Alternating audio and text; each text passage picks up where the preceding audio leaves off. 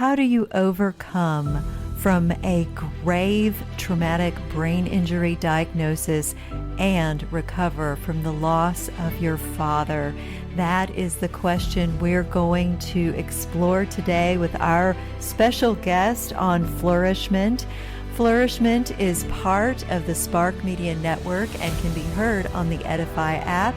I'm your host, Tina Yeager, and we recorded this episode live at the National Religious Broadcasters Convention in Nashville. You might hear a little background noise.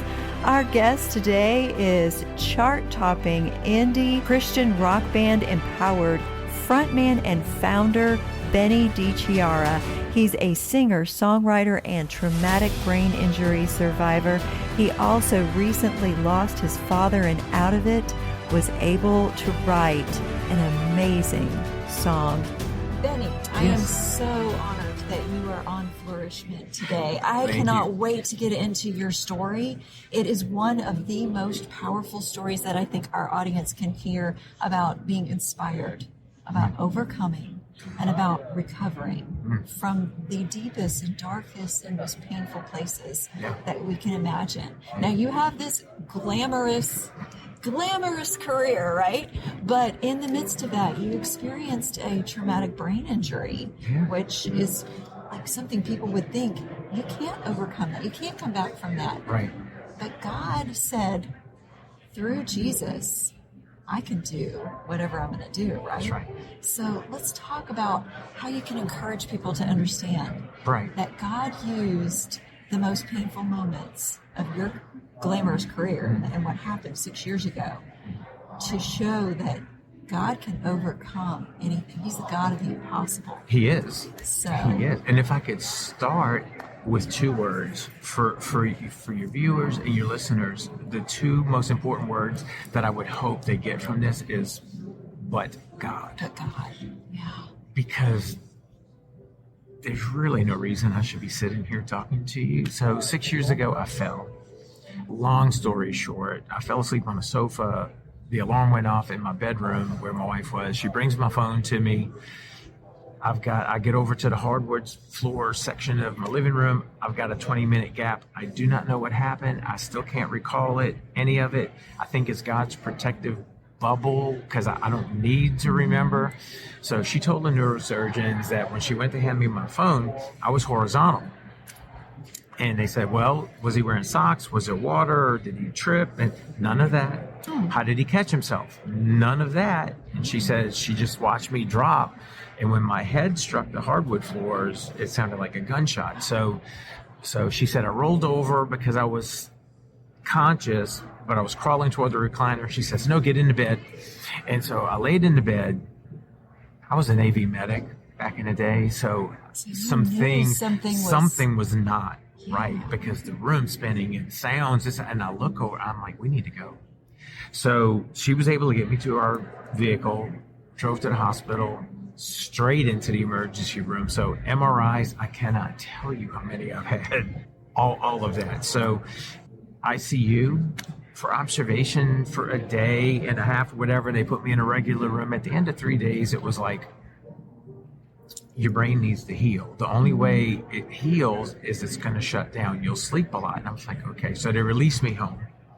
And so every 3 hours, Donna became a nurse, right? So it was a little Ensure because I wasn't eating, a little Powerade because I needed fluids, and meds. So I think I was 198 when I got hurt. I went down into the 160s during that first month. I mean, it was. So you lost 30 pounds in a month. There's better ways, folks. So I'm just saying. Don't hit your head. So all of this, right? And I barely remember any of it. I mean, there's little spot memory things, barely remember any of it. So in the second month of my recovery, I was using, are you ready for this? A walker in my house to get around, get to the restroom. A walker, me in a walker. So I'm thinking to myself, Lord, what's going on here? But at some point, she was ready to be able to leave me and go to the grocery and things like that. So she was gone, and I share this with you because I want people to understand who our God is. And so as an artist, when I'm writing music, the Holy Spirit will come on and just like, here is a message and go. And so we go and we write about that. In this instance, I'm in the recliner, which I still sleep upright to this day because it just feels better. And I still don't have smell and taste. So I'm sitting there in the afternoon and I hear a male, audible male voice, powerful, in my living room. As soon as the words are spoken, I know who it is. And it's not someone breaking into my house, right? So it's a familiar it's voice. God. You know this voice. You know, it's my dad. And so God says, Benny, I have huge and great plans for you coming out of this thing. So I'm like, I did what anybody would do. I kind of snot cried like a baby until I fell asleep. I wake up, it's about 11:30. This happened for a couple of days in a row. And I'm literally trying to wrap my head around it because I'm still in the fog of recovery. And on the last day, he comes to me strong and biblical and says, Benjamin, I am telling you that I have business. Yes. It's like when your parents call you by your first and middle name, right? Benjamin Arthur. I'm sorry, Mom. So, but it's Benjamin, I'm telling you that I have huge and great plans for you coming out of this thing. And so I was cognizant. So I don't pray like most people pray. I kind of have a discussion. He and I. It's a conversation, right? It's all it is, right? Yeah. That's when you have that relationship. It's not that's a what it is. thou and King James. Which I'm a stickler for King James. I like all that old English stuff, but that's because I do. Anyway, I digress. So he tells me audibly then another message and says to me, so the next song that you write for me will be named Jeremiah 29:11. So it's my favorite verse in the Bible. I love it. It's the best promise ever. For I know the plans I have for you, says the Lord, plans to prosper you and not harm you. And I'm like, Lord, you're affirming me through my favorite verse. I know what you're doing. He says, listen what I'm telling you. What I want to come out of this song is how I stepped into your life and saved it. I can do for anybody if they just press into me and follow what I'm doing. And I'm like, oh. He says, go to your office and write this down. So I'm going back and forth to my office on my blotter pad, third grader, big swoopy letters, and I'm writing lyrics that he is literally giving. So was it difficult for you to write as you were recovering from this brain injury? All of that was. Just so that in case you're not understanding why he's saying he's writing in big swoopy letters. Because, that was, as a matter of fact, when I would speak to people, my children, my wife, anybody, as it was coming, you and I talk, I would be like, so when I saw you earlier, so in my mind, I'm seeing the words, slowly. Right? And then they go, oh, those go together. That's how it was coming out. And everybody in my family's like, is this the new Benny? Because we just don't know. And so obviously now they're saying frustrating for you at the same time. It was very frustrating for me. Now I think they wish maybe he could have, but no. but everything's back but the spelling, right? And I'm okay with that. So I'm writing, and so for us, we're performance and worship. We're not praise and worship like in church, right? Because I don't have a pastor coming behind us. You need to feel Jesus when we're performing, and so we do. We talk about things in between the songs, this, that, and other. So you're delivering messages. Oh, absolutely. Along with your worship. So absolutely. You're doing both of those roles. Absolutely. And so, so that's another frustrating thing that must have been to have come from that, to not be able to do any of it. Yeah. Do any of it. And so there was a long break of nothing except for when I wrote that song. So I already had the title track for our new record, which is 3 Days. That was written already. And I knew I was working on the balance of it, but then God put that on me. I was like, oh. And so there was a big push to finish. And so Mikey Howard's our producer, and he says, let's get in the studio. And out of a brain injury, we cut this new record. And there's no reason why it should have been done, but God. Yeah, absolutely. Right? And we're able to reach people for him and point people to him and understand that. Now, don't get me wrong, because the brain injury People have had worse stuff. That's my story. My wife had breast cancer surgery 2.5 years ago. That's her story. My drummer, Mick, his 7-year-old last year got diagnosed with leukemia. So he wound up being at St. Jude's in Memphis for 6-7 months, chemotherapy, all these therapies. And this is right around the time that you're beginning this new project. Right after it. So right after the project. And so we're like, I'm looking at all this and I'm trying to, how do I put this all into perspective? But God.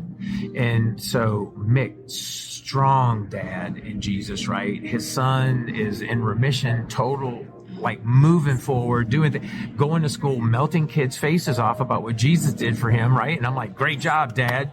And right. And so, and too many times, I think, even as Christians, we get bogged down and go, God's just not existent in this, but yet he is, right? Right now, there's kind of a little mini world war going on in the world, right? God knew about it eons ago. Okay. There's this COVID thing that happened, right? God knew about it eons ago. My dad passed in October. God knew about it eons ago. Yet these things still came to pass, right? But God. Because if we believe that the Bible is the living word of God, and that he's the Alpha, the Omega, he's the beginning and the end, that he knows the number of hairs on our head, and they're counted before we're even born. How then did he not know all of these other things that are happening? Your days were numbered and written in the book before one of them came to be, right? Everything. And so I'm like, so when you get that, when you get and you're saved, and Jesus isn't just a name, right? He's the name above all names, and he lives in you. You look at all these things that are happening, and I tell people all the time, God's got this. And they go, is it that easy? Guess what? It really is. It really, really is. So when we perform, we're basically having a party for Jesus on a stage, right? And for me, it means more because he saved my life. And but for him, I'm allowed to be out there for him. So when my dad passed in October of 2020, it was a 9-day they diagnosed him with cancer 9 days later. It was like that. So we had the big discussion at the end, and I'm ordained, and his favorite nickname for me was Pastor Boy. So I'm like, Dad, I need you to tell me you know where you're going, because not only do you have a place at the buffet table, you have a name tag set up. So he laughs. He says, yes, Pastor Boy, I know where I'm going. I said, any other day, that would so be a cute answer. I need you to tell me. And he's like, Jesus died. He rose for me. I believe that I'm going to heaven. I said, you know what? You're absolutely right. And it doesn't matter what the doctors tell you. And to be honest and frank, it's going to suck for us. However, I know what your address is, so I'm going to see you again. And so the new single that we just released is called I'll Meet You There. It's Daddy's song in parentheses. And so it's not sad and morbid. Am I sad that my dad passed? Of course I am. And he's little Sicilian man he was, and he taught me about integrity growing up, all those type things. And I'm sad for that because we don't get to hang out anymore. And that's just something you miss, right? But again, I know what his address is. And it's the same address we're all going to for those of us who believe. And I know I'll see you again. So there's joy there, right? And had he not known Jesus, that joy would not be there. And so your dad witnessed your recovery through the traumatic brain injury, and how you did it with faith. Which was it fully just, I believe God is going to bring something great out of this, or did you struggle with that process of recovery at times as well? Well, the first month of recovery, I struggled with nothing because I don't remember anything. I was just sleeping. And people go through, again, different. My history is not your history, right, nor is it any of your listeners' histories. We all have something, right? And some of our garbage cans are bigger than others. Some have scented bags and some don't, right? Just to put it in a real world perspective, right? But when we are rooted and we have the foundation, God's got this, right? And that's our job. Our job is to live that, because I could walk around as a Christian and say I'm saved and have a Bible in my hand. I could have a Christian rock band and go do things and think that's enough. People don't care about that stuff. But when they see me aside from that, am I that same person? Integrity. Am I going to talk to, and it's consistency, right? And there's consistency in the word. The word does not falter. It's not a living, breathing, moving document. It is. Most governments around the world are set up, on the 10 Commandments. So we are so finite. The word that holds the world together. That's right. We're so finite, right? We don't understand what he's doing, yet he's got it all figured out. And I'm telling you, so we have a party from stage when we perform, because when we go to heaven, it's just going to be a party for him. And in live person, there'll be no unanswered questions that we would have had. And now, going through all of this traumatic stuff and pain and recovery and all that kind of stuff, do I still have questions? I still question some things. Just like my smell and taste being gone. I still question why. But does it deter my faith walk? And the answer to that is, in no way, shape, or form does that deter my faith walk. Like God. So all this time that you're ministering to people from stage, you're performing and ministering to people. Oh, yeah. You are also building a foundation for what you would need to get you through your darkest time of suffering and to become that testimony that would minister to your Father. Yeah. That was probably one of the biggest moments of ministry that you had, was your Father was able to see how you lived what your message was. Yeah, our walk is a stronger witness than what we speak. For sure. Right? It just is. It is for your children. It is for your spouse. It is for your friends. It is for anybody, but especially for those who do not have him in their life. They don't have God in their life. They don't believe Jesus is more than a prophet. And they won't believe that. But I tell people all the time, if you do not believe in miracles, please look at this. This isn't the prettiest thing in the entire world, but it is to him, and he decided to step in and save it. Because it's reflecting the face him. Of God. That's right. Yeah. That's right. And if we could get a hold of that, right? If we can just get excited about that, we can change the world. That's true. And that goes for you too. This isn't Absolutely. just for someone who's on stage. That's right. And that's why God spoke that message to you, that your suffering was going to impact everybody. That's that right. sees your testimony, that hears this beautiful song that you've written for the dad that you were able to minister to in those last moments. You weren't just pastor boy. No. You were with the presence of Jesus. Absolutely.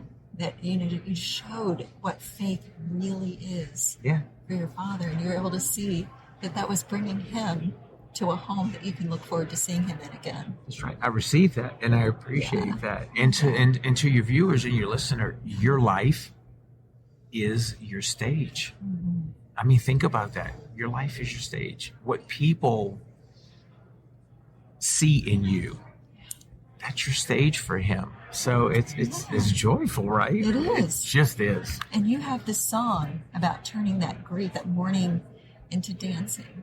Yeah, which doesn't mean we don't mourn or we ignore the fact that we're mourning, because even Jesus wept. That's right. At funerals. That's so right. we do mourn and we do grieve. It's not something God intended when he created us. He intended just life.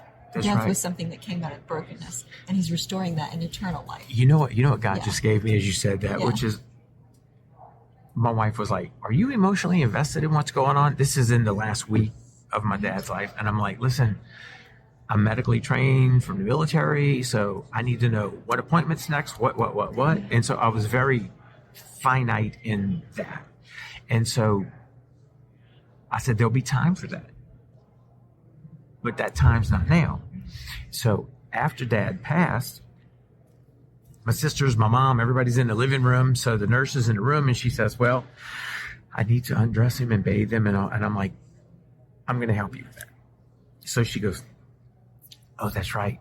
Navy Met. I'm like, yeah, I've done it for strangers. I can do it for Dad. So we're there. And I just want to tell you, I'm kneeling on the bed beside my dad's body. And the reason I say besides my dad's body, because, are you ready?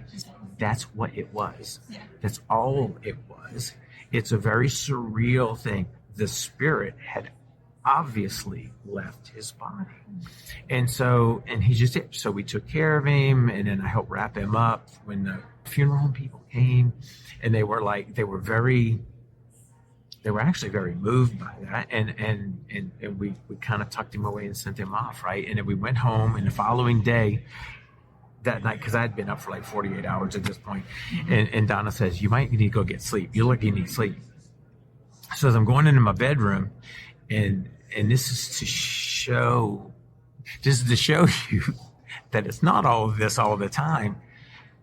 I went like this, and I'm leaking, right? And I'm like, so this is how it's going to start. And so I've got I have a bench in my closet.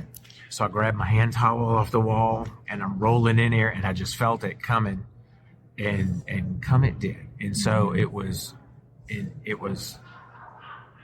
facing the towel, and I'm praying and I'm crying at the same time, and I'm coaching myself. I'm like, come on, man, just and so I get a moment, and then boom, right back into it. My wife told my daughter, she says, I've never seen that. I've just never seen that. So have I had moments since that time? Yes. It's kind of like you get that kiwi in your throat when you're talking about it. It's like, ooh, kind of thing, right?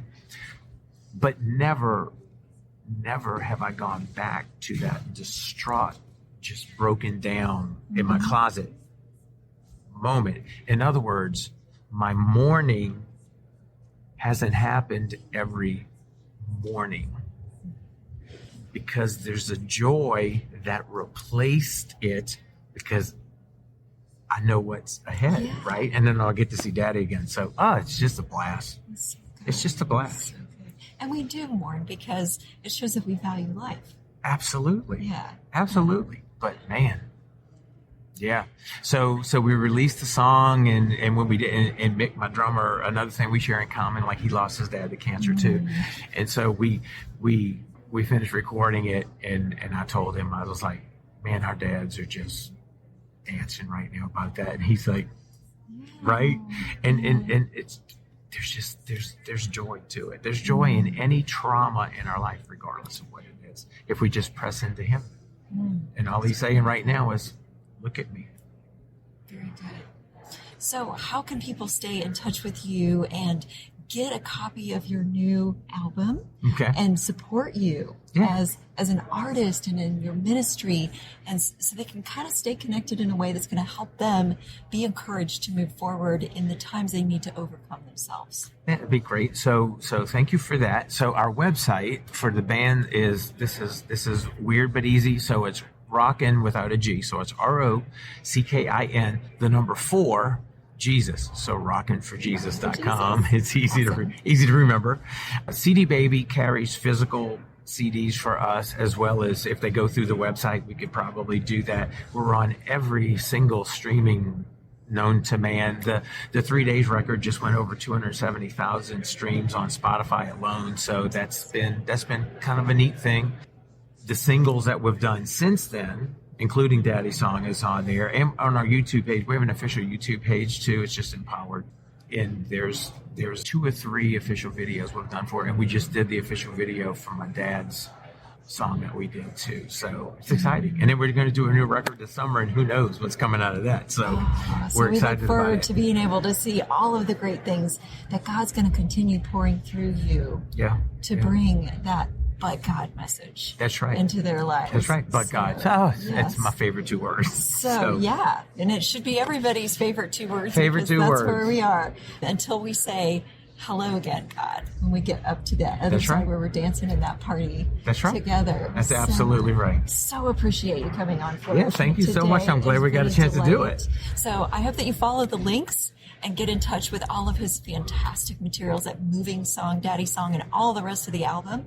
And I also hope you come back for the next episode of Flourish-Meant is part of the Spark Media Network and can be found on the Edify app.